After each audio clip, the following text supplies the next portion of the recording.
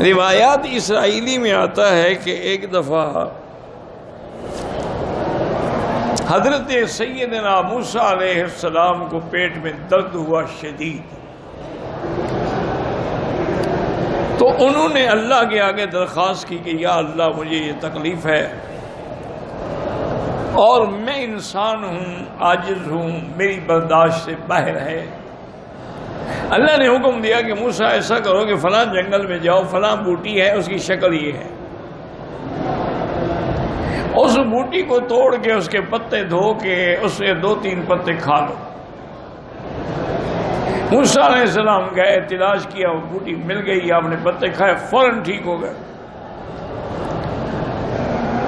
اب کچھ عرصے کے بعد اللہ کی اشارہ کہ موسیٰ علیہ السلام کو پھر پیٹ میں درد ہوا، تو آپ سیدھے اس جنگل میں گئے، وہاں سے جا کے وہی بوٹی الحمدللہ لے لی، پہچان لی، اس کو کھایا، لیکن درد بڑھ گیا۔ انہوں نے اللہ کو درخواست کی کہ اللہ یہی بوٹی تو ہے جس کو کھانے سے مجھے شفا مل گئی، اب میں نے کھایا تو تکلیف زیادہ ہو گئی۔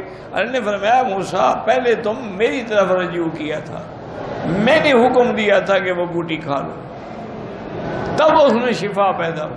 اب تم تو سیدھا بوٹی کی طرف چلے گئے، میری طرف تو تم نے رجوع ہی نہیں کیا نا۔ اس لیے ہمیشہ یاد رکھیں کہ جب تک آدمی صحیح معنوں میں اللہ کی طرف رجوع نہیں کرتا، کوئی وظیفے شریفے کچھ بھی کام نہیں آتا۔